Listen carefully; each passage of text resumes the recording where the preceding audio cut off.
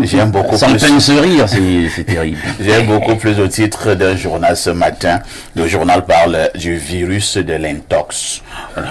Le virus de l'intox. Ah, belle titraille. Vous savez, il y a quelques semaines, Rodrigue Adalbert Evina, sur ce même plateau, nous commencions déjà à demander des comptes. Quelle est cette affaire où il y a eu Covid? Un ministre de la République, je veux parler du ministre de la Santé, et qui a mené toutes les villes, tous les villages, toutes les populations, en nous disant qu'il y avait une affaire qui décimait les êtres humains. Un bon matin, le même ministre a disparu. On n'en parlait plus, il n'y avait plus de mesures barrières, personne ne mourait plus. Le même ministre est à la... Il revient à la charge et il nous refait comprendre que l'affaire est de retour. Votre réaction? Non, parfois ici, moi, ça me met très mal à l'aise. Cette attitude abjecte, cette attitude insoutenable à afficher dans la gestion des affaires publiques. Je pense que si l'on était un peu plus sérieux dans ce pays, peut-être que c'est un autre ministre qui serait venu nous parler de la résurgence, n'est-ce pas? Attendez, celui-là n'est plus crédible. Voilà, du Covid-19. Ça aurait plus été le ministre actuel de la santé publique. Parce que nous respectons les institutions et les personnes qui les incarnent. Moi, je voudrais dire de manière personnelle que vraiment, il faut avoir peur de rien. Parce que les bons bantous, authentiques enfants d'Afrique, nous marchons là-dedans, on n'a pas le sentiment que quelque chose se passe. Il faut cesser ainsi de jouer avec les nerfs et puis les esprits des Camerounais, parce qu'on a de très sérieux problèmes, que ce soit au quotidien, c'est-à-dire sur le plan personnel, mais maintenant, sur le plan global de toute la nation, il y a encore d'autres problèmes qui sont encore sérieux et qui doivent être résolus. Très bien. Voilà, donc je ne pense pas que ce soit une bonne chose qu'à tout moment, il faut jeter de la panique en l'air comme ça. Je voudrais vraiment pas parler avec toute mon émotion, mais je voudrais dire qu'il faut arrêter ça. Merci. Il faut arrêter ça, en réalité. Merci, Rodrigue. On passe la parole à Alain Douk. Alain Douk, nous sommes là pour donner l'information, rien que l'information, mais alors toute l'information. Dans ce même pays, Alain Douk, on nous a imposé un vaccin contre cette affaire Covid-19. Il y a quelques mois, à Mondovision, à travers les chaînes internationales, il a été établi que ce vaccin était très dangereux pour les personnes qui avaient eu à le prendre. Ah oui. Alain Douk, dans ce pays, pourquoi on nous a imposé ce vaccin au point où peut-être même on demandait que vous ne pouvez plus accéder à un ministère si vous n'aviez pas le vaccin en question? Vous savez, notre pays est en réalité, sur le plan de sa gouvernance, ancré et orienté en direction de la girouette du capitalisme, du mondialisme et de la technocratie qui a pignon sur eux. Alors, qu'est-ce qui se passe en réalité avec le Covid-19? En réalité, c'est une opération psychologique et rien d'autre. Il faut d'abord que les téléspectateurs le comprennent. Parce que, moi j'ai recoupé l'information, je suis rentré auprès d'un certain nombre de littératures produites pas par n'importe qui, les sommités au sujet de la virologie et de l'épidémiologie, pour voir, pour ceux qui avaient une voix dissonante, ce qu'ils étaient en train de dire par rapport à cette prétendue pandémie qui n'est en fait, ma foi, qu'une pandémie. Parce que c'est le cas, c'est une conspiration contre les masses. Alors, il faut savoir que le mondialisme est en train de passer de façon pivotale à une autre ère. Une ère qui sera celle en réalité de ce qu'ils veulent bien appeler la grande réinitialisation. On veut en réalité qu'on passe de l'humain pour le transhumain. Et vous avez vu, on a proposé un vaccin qui était encore en phase expérimentale. Vaccin, mon Dieu, je me fais même du tort à l'appeler ainsi parce que ce n'est même pas un vaccin en réalité. Vous avez entendu, et tu faisais bien de le mentionner, la protéine Pike, pour ce qui est du vaccin à ARN messager. Oui. La protéine Pike en question permet déjà la stérilisation sur le plan de la fécondité de ceux qui les reçoivent, notamment et d'autant plus les femmes. Justement, il y a une action de la protéine. Il faut parler en français facile. Hein. Ce vaccin fait en sorte que les femmes ne puissent plus accoucher. Voilà. Elles vont se mettre à avoir des fausses couches. Ce genre de choses. On nous a imposé ce vaccin. On a imposé. Moi, je n'ai pas changé de discours. Mon premier compte Facebook a justement été comment il est supprimé, désactivé, parce que je passais le temps, ça me révoltait. Je ne pouvais pas rester devant de tels mensonges et me taire. Il y a un éminent statisticien et épidémiologiste qu'on connaît tous, professeur, son nom est un peu compliqué parce qu'il est d'origine grecque, mais naturalisé états-unien, Ioannidis. Voilà comment il s'appelle. Il est professeur et c'est un spécialiste de la statistique dans le domaine de la médecine. Il enseigne à l'université de Stanford aux États-Unis. Et il a démontré brillamment sur le plan de la statistique qu'on nous raconte des bobards. Il n'y a pas de pandémie. Qu'est-ce qu'on appelle pandémie, les amis? Hein? On est resté avec les mêmes statistiques qu'on connaît de la grippe saisonnière. Alors, finalement, qu'est-ce qu'on a payé? La Covid. Maintenant, pour ne pas trop prendre du temps, j'imagine que les autres veulent réagir. Quand on prend Covid, vous savez le C, ça se lit C en anglais. Ovid, qui vient après, c'est le mot pour parler de bovin. Donc, bovin, le mouton.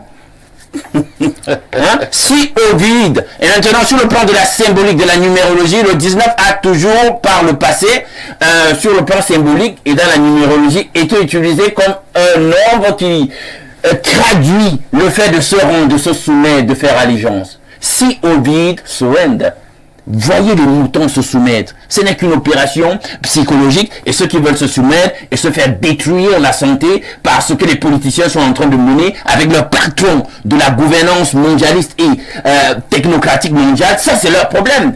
Et ils cachent les résultats parce qu'on ne va jamais venir en télé. C'est pour ça que je salue la télé, faite par Info TV, où on est émancipé sur le plan de la recherche de la vérité. Ailleurs, on ne peut pas parler de ça. C'est compris. Voilà. C'est compris. Non, est-ce que je chute par là? Oui, je suis rapidement. Le vaccin est en train de faire des millions de morts à travers le monde, notamment dans le monde sportif. Les sportifs de haut niveau tombent comme des mouches, mais ils ne vont jamais traiter cette information. Jamais traiter cette information dans leur colonne, dans leur plateau, etc. Donc celui qui veut mourir, bah qu'il fasse ça, qu'il suit ce que raconte Manaouda Manachi, raconte des bobards, c'est des comportements de on va se calmer, Alain, donc calmez-vous, ne mettez pas les organes. Alors, on va passer la parole à Bernardo. C'est un sujet d'une importance capitale parce que ça concerne les vies des individus, des vies humaines. Bernardo, je vous ai dit que j'étais journaliste, n'est-ce pas? Je prends encore un autre fait, hein, et là c'était sous d'autres cieux. J'ai reçu le ministre de la Santé publique actuel, le ministre Malachi Manaouda, et ce qu'ils appellent la Covid avait atteint son pic. Et on avait un cas sur la main où j'avais enquêté. Il s'agit du très regretté Simon Mayanga. On le connaît. Il était journaliste au Cameroun, du côté de l'Action, un grand RDPC, Simon Mayanga. Il est allé au volant de son véhicule un vendredi matin parce qu'il ne se sentait pas bien. Du côté du CHU, je donne les noms. On l'a interné. Dimanche matin, Simon Mayanga très tôt est décédé. On a annoncé qu'il est mort de Covid. Nous nous sommes exclamés. C'était insoutenable. Comment Simon est mort de cette manière? Entre-temps, je me suis rapproché du corps médical. On m'a fait comprendre que non, les résultats du Covid n'étaient pas encore sortis. Je dis, mais comment on a dû annoncer que Simon Mayanga est mort de Covid? On a enterré Simon Mayanga comme on les enterrait à l'époque. C'était comme un rat. On l'a emballé dans un drap. En quelques secondes, on a supplié pour qu'on a l'enterré dans son village du côté des forêts d'Ayos. Parce qu'on devait l'amener à soi. À ça là. On a enterré Simon Mayanga avec sa carte nationale d'identité, avec les clés de son véhicule. Parce qu'on disait qu'on ne pouvait plus le toucher. on ne pouvait plus le toucher. Les gens sont venus là comme des cosmonautes et tout ça. Bernardo Basson, nous parlons à la télévision, 3 jours plus tard, les résultats sont sortis. Simon Mayanga n'avait pas de Covid. Votre réaction? Ma réaction, c'est que vous pouvez prendre votre mal en patience prioritairement parce que je prépare de nombreux articles sur la responsabilité gouvernementale dans le traitement de la santé publique. Je voulais d'ailleurs annoncer ici hier. Mais il y a 3 choses à dire. Alain Douk a commencé à ouvrir une porte, je vais l'enfoncer. Actuellement, dans l'univers capitaliste, il y a 3 lobbies qui ont vraiment pignon sur rue et qui dominent la scène capitaliste. Le premier, c'est le lobby de l'industrie pharmaceutique. Le second, c'est le lobby homosexuel. Le troisième, c'est le lobby sportif. Donc, dans l'univers aujourd'hui, dans le monde, pour avoir une certaine place dans la société, il faut être membre de ces 3 lobbies. L'industrie pharmaceutique donc génère beaucoup d'argent. Et pour générer de l'argent, elle procède à de nombreuses expériences. Les vaccins AstraZeneca et autres là avaient pour mission ou ont pour mission de modifier la structure génétique de l'individu. Parce que à terme, on doit tous nous contrôler. Nous injecter des puces éventuellement pour qu'on devienne des robots. Et donc en injectant ce virus-là, ce vaccin, ce pseudo-vaccin dans nos corps, notre structure génétique se modifie complètement. Du coup, il n'y a pas que la stérilisation, il y a la féminisation des hommes. Ah bon? Oui. Il y a justement la réduction de la taille des pénis des hommes à terme. Incroyable. Oui. Il y a la modification des cycles ovariens et autres des femmes. Ça, c'est la vérité. Sauf que beaucoup diront qu'on est complotiste ou autre. Mais c'est parce qu'ils sont justement formatés par des médias occidentaux qui sont bien sûr dans le lobby également. Le lobby médiatique, vous savez de quoi je parle. Et qui leur pompent une information qui n'est que de nature à orienter leur cerveau vers ce qu'il y a une pandémie. Aujourd'hui, pour vous atteindre, le sorcier crée en vous la peur. L'Africain n'a pas peur d'une grippe. Moi, j'ai attrapé Covid entre guillemets il y a quelques années. On m'a dit va te faire dépister. Je suis allé, on m'a dit c'est positif. J'ai dit ok. J'étais avec Joyce, ma petite soeur. On est rentré, on s'est couché, on a commencé à rire que tu as corona, j'ai corona. Et puis 2 jours après, je vais encore, je n'ai plus Covid. Moi, j'ai même pas fait une fièvre. On n'attrape pas une maladie qui n'existe pas et qui ne s'est pas dépistée. Vous voyez, parce qu'il n'existe pas. Celui avec qui on était, au Michel, on a d'abord été négatif et celui qui faisait la fièvre. Il faut dire, Bernardo, en cette période, moi-même qui vous parle, je suis tombé malade. Et j'avais également à peu près les symptômes, nous rabâchaient les oreilles, là, ainsi de suite. Je suis allé à l'hôpital central. On a dit qu'on devait m'interner. Vous savez ce qui s'est passé? C'est que nous ne voulons pas dire certaines choses en télévision. Un ami médecin a appris que j'étais malade, on était au point de vouloir m'interner. Il est venu à l'hôpital. En personne? En personne, il m'a dit, parfait, sors de cette affaire. Il dit, sorti comment? Il dit, sors de cet hôpital. Il me dit, si tu restes ici, tu vas mourir. Il dit, mourir comment? Il me dit, bon, en tout cas, je suis venu faire mon job. Hein. Si tu veux, tu restes. Mais si on se revoit, voilà, tant mieux. J'ai pris peur. Et je suis sorti. On a commencé à me soigner à la maison. Au bout d'une semaine, j'étais à debout, j'ai dandinais comme une tisse. Parfait, ici, un médecin a proposé à mon cousin, je tais son nom, 200 000. En lui disant, fais semblant de dire que tu avais Covid. Parce que quand tu es malade de Covid chez nous, il y a des fonds qu'on t'alloue, il y a du moins, l'hôpital en question bénéficie de certains fonds. Donc beaucoup de personnes avaient des maladies complètement imaginaires. Et beaucoup se faisaient tuer parce qu'il fallait que les fonds affluent vers les hôpitaux qui hébergeaient ces malades-là. Vraiment, il faut qu'on arrête ça. N'ayez peur de rien, même s'il y a une grippe. Il y a des écorces, on les prend et puis l'homme faut le coupe. C'est là. Le Covid n'existe pas. Le virus en question de même. Le test est un boubard, un canular. On va passer la parole à Pierre Blériot-Niémec. Pierre Blériot, je ne fais que le marteler. Il s'agit là de la vie des individus. Parce que les gens pensent qu'il y a eu une affaire dans ce pays, on a appelé Orca. Est-ce qu'on peut nous donner les statistiques, Pierre Blériot, au jour d'aujourd'hui? Combien de personnes sont entrées à Orca et combien sont ressorties vivantes? Parfait. Ici, vous savez, la position d'Alain Douk, je ne la partage pas entièrement. Moi, je crois que les virus existent. Je pense en même temps qu'il y a beaucoup de manipulations de part et d'autre. Mais dans le cas du ministre de la Santé actuel, il peut être lui aussi une victime. Il ne saurait avoir la posture qui est la nôtre d'analyste extérieur. en termes de prévention, il doit prendre la mesure de la situation.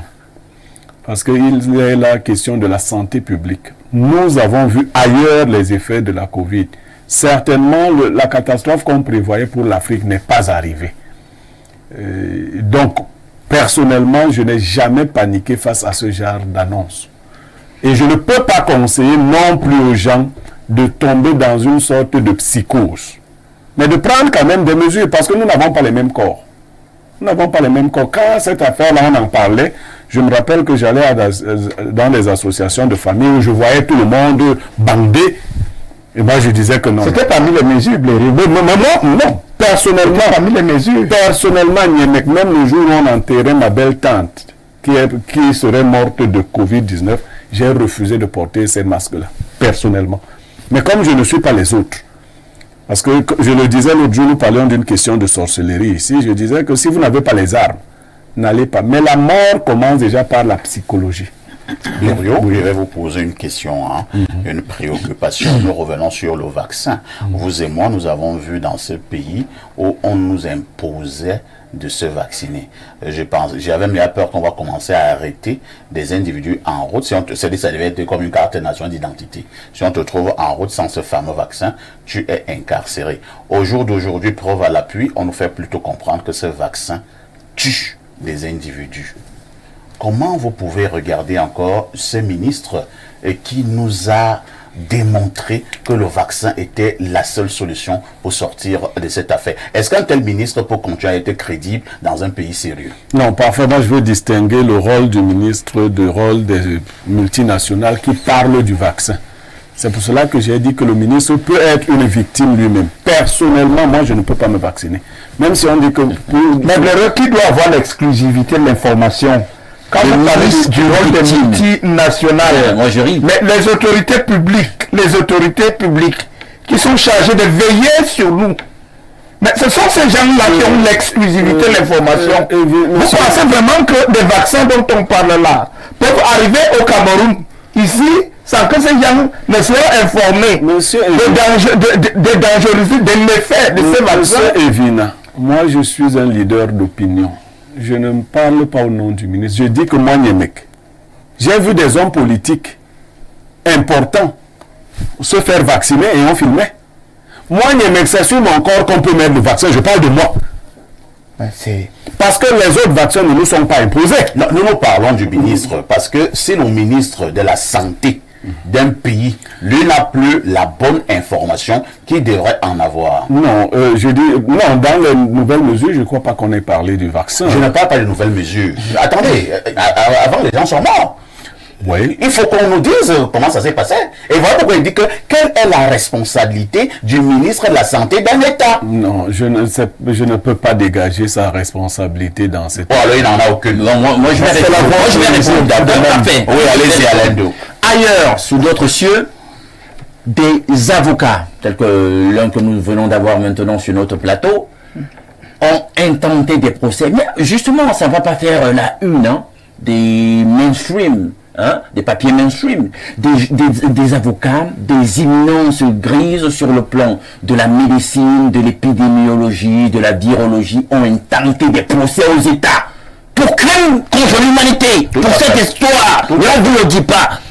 Alors, quand on me pose un ministre de la Santé en position victimaire ici sur ce plateau, c'est grave ça. Pour un scandale lié à un crime contre l'humanité, moi je suis sidéré. Il n'est pas une victime, c'est un conspirateur. Monsieur Linga, vous ne va pas parler, mais je veux quand même que tu dis lui pourquoi. Attends, non, tu vas me reprendre après. Là sur le coup. Le ministre aussi est dans un... Non. Les accords se négocient parfois au-dessus de lui. Il a sa responsabilité. La santé des Camerounais a été engagée. Oui. D'accord? Oui. Je pense que c'est pour caractériser la gouvernance, c'est un minimum tantinet de lucidité. Je suis d'accord. De capacité à la prévoyance, au discernement. Mais je n'ai pas chuté, il m'a coupé. Voilà. Qu'est-ce qui se passe? Quand moi je dis ici, faut faire attention. Je ne viens pas dire des choses sur lesquelles je n'ai pas travaillé. Faut faire attention. Quand je remets en question les fondements, de la virologie et l'existence de ce virus, j'ai du matériel. Je peux vous dire, et c'est pas moi, c'est pas moi, Ndou Kalin. Je vais vous dire, voilà tel professeur spécialiste du domaine, voilà tel autre, et je vous cite des noms. Vous avez Grand Blériot. Tu as entendu parler du docteur Thomas Cowan? Ouais. Bon, écoutez, il y a, je dis, j'ai des documents où les gars vous expliquent, ils disent que je suis allé vers tel collègue pour lui dire, on a dit qu'il y a épidémie, tel virus, ça fait ceci. Est-ce que vous pouvez me référencer des articles scientifiques dans votre domaine qui permettent de corroborer effectivement qu'on a fait ce qu'il fallait faire sur le plan de la virologie pour attester effectivement qu'il y a un virus avec son code qui existe? Très bien. Le code de ce virus n'existe pas. Je le dis ici à Mondo Vision. Je m'appelle Alain Douk. Merci Alain Douk. On passe la parole à Aimé Cyprien Olinga. Aimé Cyprien, nous parlons à nouveau de la Covid. C'est le même ministre de la Santé qui revient à la charge pour nous en parler. Dans ce pays, il y a une institution qu'on appelle la Chambre des comptes qui avait établi un rapport extrêmement accablant. Et il me semble que le même ministre de la Santé avait été cité dans des affaires pas très joviales concernant la gestion de l'argent qui avait été débloqué. On parle des centaines de milliards. Entre-temps, que devenu nous redire que la Covid est en train de revenir? Est-ce qu'on nous a déjà clarifié la situation de l'argent qui avait été volé dans le cas de la Covid-19 au Cameroun? Voilà. D'abord, je voudrais dire toute ma révolte à la suite de cette revue de presse où le ministre, une fois de plus, remet ça. Et la maître de la République, j'étais en train justement de me poser la question de savoir, avons-nous fait d'abord le bilan de la première phase? Première question. Voilà. Avons-nous fait le bilan? Est-ce que ce ministre nous a expliqué que la Chambre des comptes s'est trompée et que tout est revenu à la normale? L'argent du Covid-19 n'avait pas été géré de manière cavalière telle que la Chambre des comptes nous l'a démontré dans un rapport. Le ministre n'a rien dit à propos. Mais moi, je ne voudrais pas m'attarder un peu sur le ministre, parce que le ministre, me semble-t-il, c'est infusible. Je vais aller plus loin, parce que j'estime que le président de ce pays, lui-même, est entré dans cette conspiration. Il est entré dans un de ses discours où il a demandé lui-même au peuple camerounais, aux populations d'aller se faire vacciner. Et de ne pas écouter les analyses complotistes. Parce que justement, moi, dans toutes les chaînes, je disais que cette affaire-là n'était pas du tout sérieuse. Et que ni moi, ni aucun membre de ma famille allions nous vacciner. Et on a estimé que vraiment, nous étions en train de... Vous êtes des opposants. Nous sommes des opposants.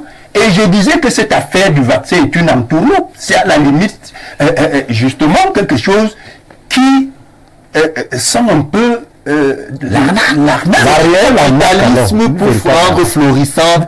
Je disais que... Et moi, je dis que du point de vue du fait que jusqu'à présent, ce ministre, comme le disait Adalbert, est toujours celui-là qui revient aujourd'hui nous dire que le Covid ou la Covid, il a le courage de revenir dire que effectivement il faut reprendre les mesures barrières. J'ai envie de dire au peuple camerounais, ne vous affolez pas, il n'y a pas de Covid. Vous pensez réellement, Aimé Cyprien, vous pensez réellement qu'un Camerounais normal va recommencer à mettre les bizarres, les bizarreries, que nous cachions les nez là, la bouche, tu ne respires pas bien. D'ailleurs, on même tué les gens. Hein. Oui, on même parlé de ces histoires de cache-nez là qui, à un moment donné, on nous a fait comprendre même que ça tuait des gens. C'était des choses qu'on t'aime. C'est contre-indiqué. Donc, je suis en train de dire que la conspiration est au-dessus du ministre. D'ailleurs, si moi j'étais ministre, j'étais ministre. Oui, mais dans le flanc, c'est ce que je dis. Moi, je purement et simplement démissionné. Clairement. Et si le démission n'en pas, on peut dire qu'il est complice. Il est complice de monsieur Haïssi, chacun veut garder le poste. Parce que les gens occupent des postes pas pour travailler, pas pour servir la République, mais pour s'enrichir. Il ne peut pas partir parce que, quand lui disent même de tuer tous les Camerounais, si lui, il doit rester ministre, demeurer ministre de la Santé, gérer le gros budget, il est prêt à le faire. Un homme normal qui a la conscience, moi, à la place du ministre de la Santé, je vous assure, dans ces conditions, je démissionnerai. L'aspect politique, n'oublions pas. Je suis avec cela. Les élections arrivent. Et si c'était le moyen légitime pour proroger justement les mandats dont on parle. Tout cela est dans la plusieurs éléments. Il n'y a pas de Covid, il n'y a jamais eu. Il doit être dans calcul égoïste politique pour mais ça va, c'est dans l'égoïsme. Nous allons passer à autre chose, mais nous indiquons quand même que dimanche, je m'arrête de manière majeure sur cette affaire de Covid-19 au Cameroun. Que s'est-il réellement passé? Nous aurons les avis des experts qui nous expliqueront. À tout de suite pour la suite.